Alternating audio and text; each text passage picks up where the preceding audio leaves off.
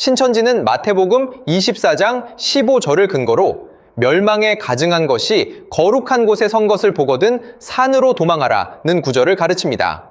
이 구절을 멸망자가 장막성전에 들어왔을 때 구원의 처소인 신천지로 피해야 한다는 뜻으로 해석하는 것입니다. 이만희 씨가 신천지를 구원의 처소라고 주장하는 바로 이 산에 대한 이야기입니다. 그런데 정작 이 산을 준비해야 할 이만희 씨가 또 다른 멸망자 밑으로 들어가 숨어 있었다면 믿으시겠습니까?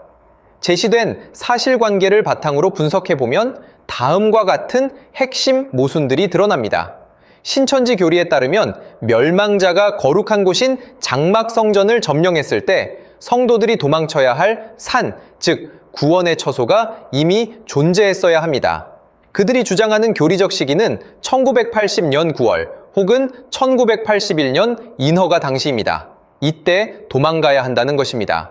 그런데 실제 역사적 사실을 보면 신천지 공식 창립일은 4년이나 지난 1984년 3월 14일입니다.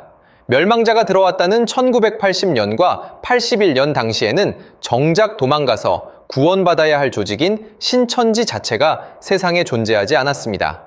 즉, 도망가라고 해놓고 정작 갈 피난처는 만들어두지 않은 셈이 됩니다. 그렇다면 그 시기에 자칭 구원자라는 이만희 씨는 도대체 무엇을 하고 있었을까요? 본인이 구원자니까 구원자 앞으로 나오는 사람들을 모아서 구원의 처소를 만들거나 조직을 구성하고 있었을까요? 정말 그의 주장처럼 성경대로 구원자다운 행동을 했을까요? 실제 행적을 보겠습니다.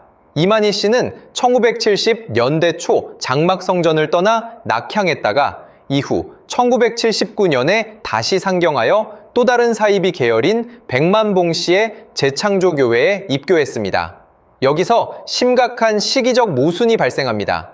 장막성전이 80년에 멸망제에 의해 파괴되고 있다면 이 시기에 약속의 목자라는 본인이 직접 구원의 방주를 띄웠어야 합니다. 하지만 실제 행보는 전혀 달랐습니다.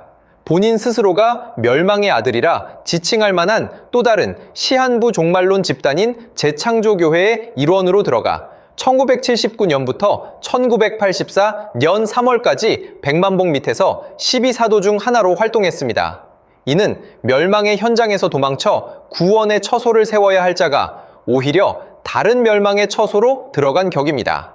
게다가 이만희 씨는 유재열 씨의 장막성전에서도 백만봉 씨의 재창조교회에서도 소위 3년 반이라는 시한부 종말론이 불발되는 것을 직접 목격하거나 그 안에서 활동했습니다.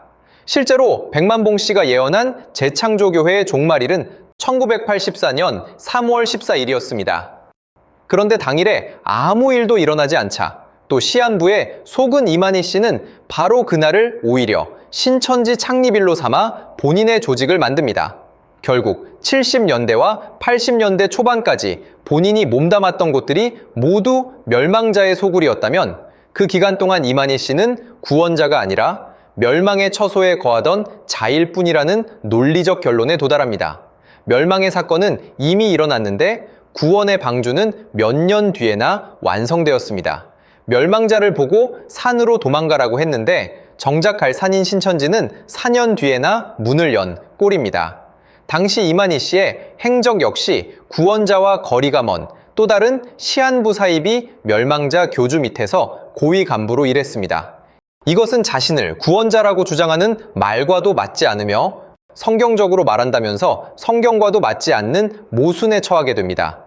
이것은 신천지가 사후에 교리를 짜맞추는 과정에서 발생한 전형적인 오류이며 본인이 멸망자라고 비판하던 집단들 밑에서 배운 교리를 재조합하여 급하게 만들었음을 방증하는 유력한 근거입니다.